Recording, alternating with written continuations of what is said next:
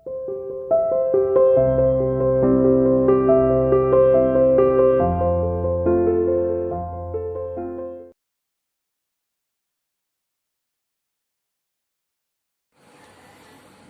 बच्चे शुरू करते हैं आज का वीडियो। देखो, कल हमने ये पढ़ा था कि वो बच्चा पूल में जाकर ये सोच रहा था कि मैं फ्लैट लेट जाऊंगा और बाहर आ जाऊंगा, सरफेस पे पहुंच जाऊंगा। आगे बढ़ते हैं। It seemed a long way down. जब मैं नीचे गया पानी में तो मुझे लगा कि बहुत लंबा रास्ता मैंने तय किया। Those 9 feet were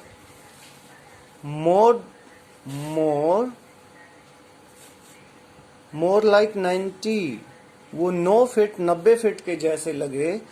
and before I touched bottom, और बॉटम में पहुंचने से पहले my lungs were ready to burst, फटने वाले थे। But when my feet hit bottom, लेकिन जैसे मेरे पैर जमीन को टच किए, सरफेस मतलब बॉटम को टच किए, आई summoned what I summoned all my strength and made what I thought।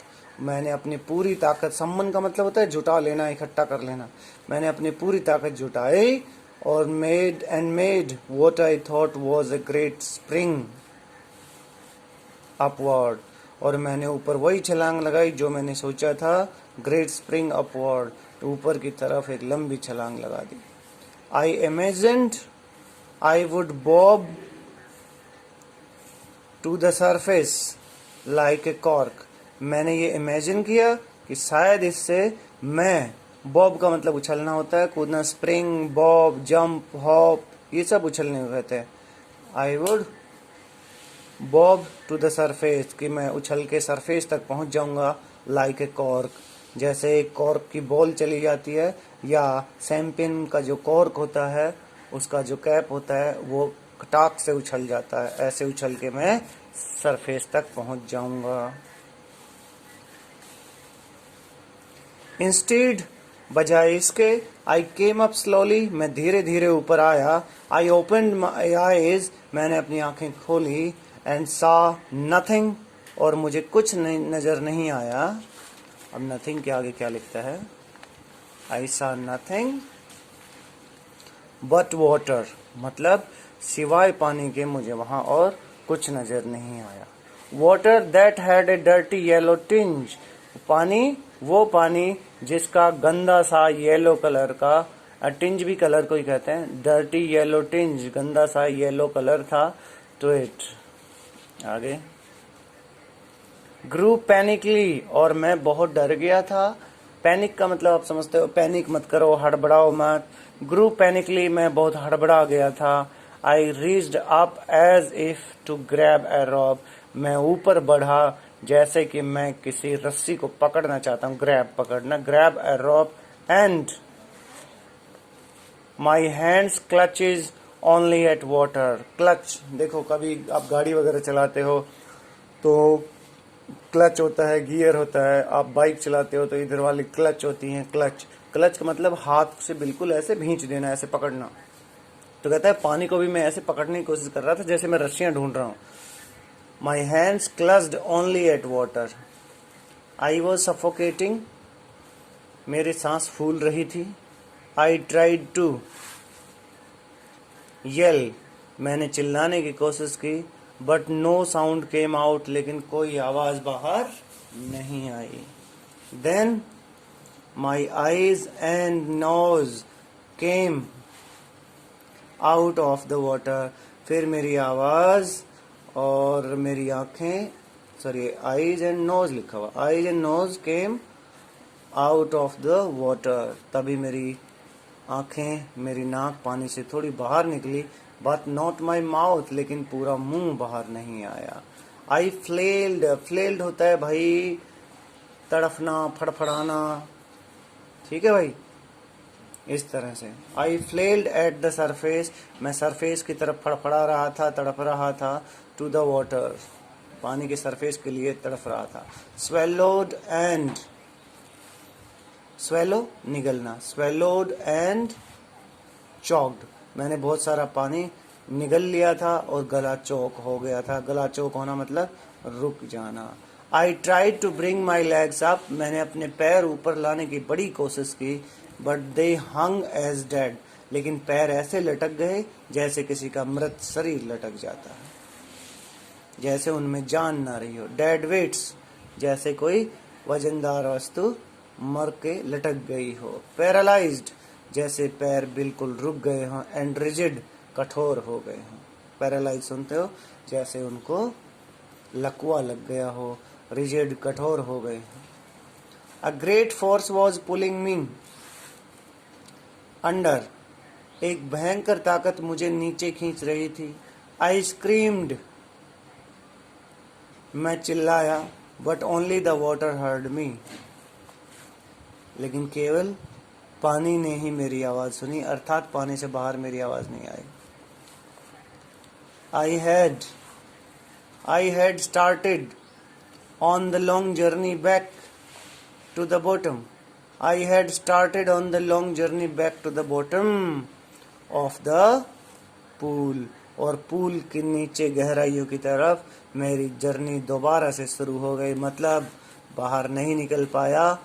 I struck at the water as I went down, I struck at the water as I went down, जैसे ही मैं नीचे जा रहा था मैं पानी में अपने हाथ पैर मार रहा था। स्ट्रक होता है किसी चीज को स्ट्राइक करना, मारना। एक्सपेंडिंग माई स्ट्रेंथ, अपनी ताकत बढ़ाते हुए। As one in a nightmare fights, जैसा कि एक इंसान अपनी नाइटमेयर समझते हो, बुरा सपना, दुःस्वप्न जिसको कहते हैं। जैसा कि एक इंसान को जब बुरा सपना आता है तो फाइट्स एन इररेजिस्टेबल फोर्स, जैसा कि एक इंसान एक रेजिस्टेबल रोक सके, अवरोध कर सके, इररेजिस्टेबल जिसको रोका ना जा सके।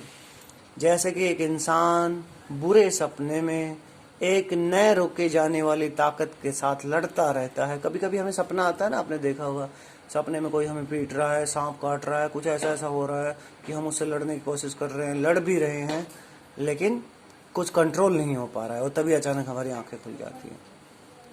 One in a nightmare fights an irresistible force, मैं ऐसे हाथ पैर मार रहा था जैसे कि बुरे सपने में कोई इंसान एक बहुत ही ताकतवर चीज से लड़ता है। I had lost all my breath, मेरी लगभग सांसें चली गई थी। माई लंग्स एक्ट, एक्ट का मतलब होता है दर्द करना, मेरे फेफड़ों में दर्द होने लगा था। माई हेड थ्रॉब, थ्रॉब होता है बेटा कांपना, थ्रॉबिंग होना, कांपना, ठीक है, थर्रा जाना सबसे अच्छा वर्ड है इसके लिए, थर्राना।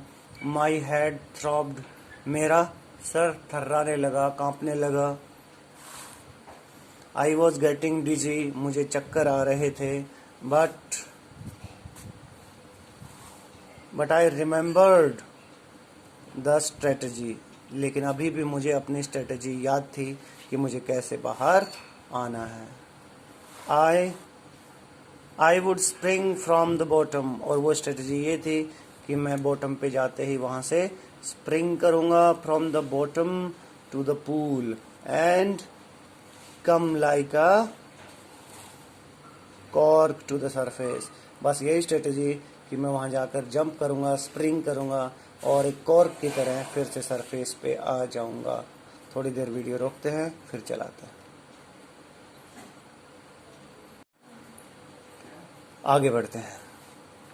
I would lie flat on the water, मैं पानी पे सीधा लेट जाऊंगा। Strike out with my arms, अपने बाजुओं से ऐसे पानी को पीट कर बाहर निकलने की कोशिश करूंगा।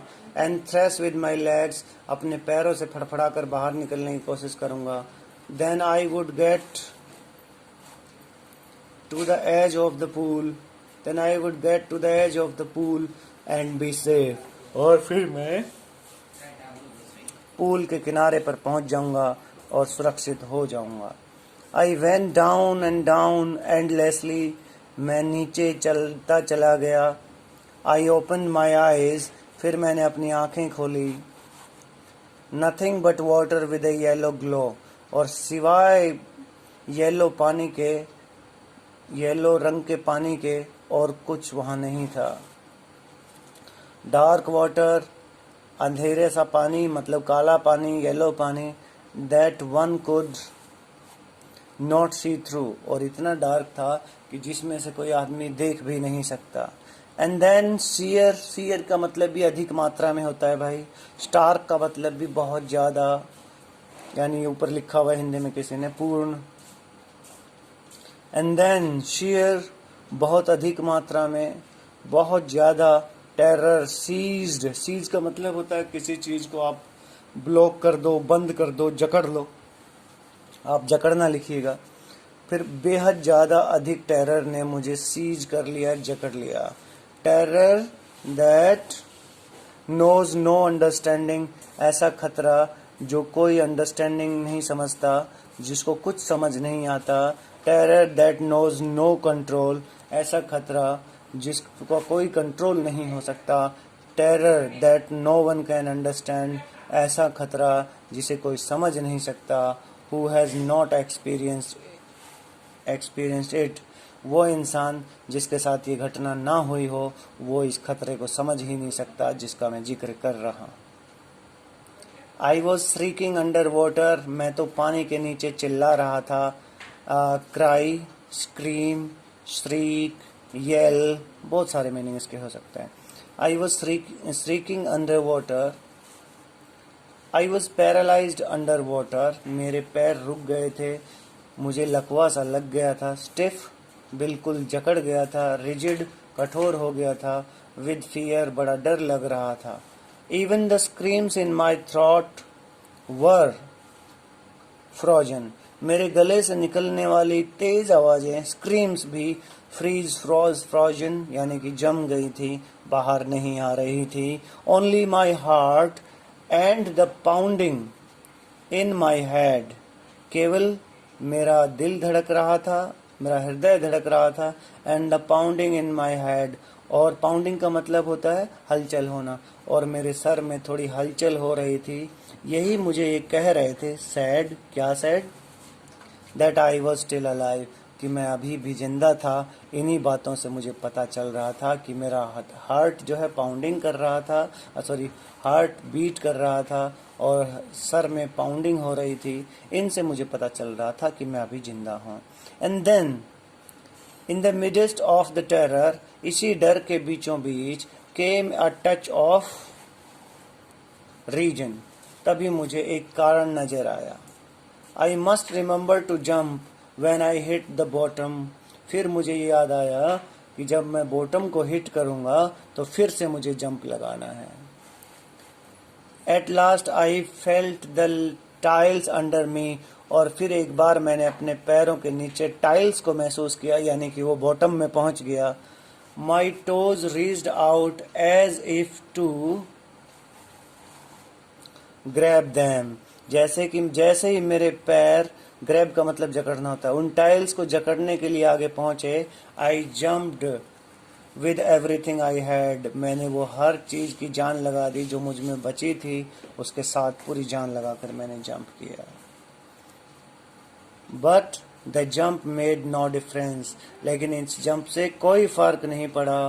The water was still around me, अभी भी मेरे आसपास पानी ही पानी था।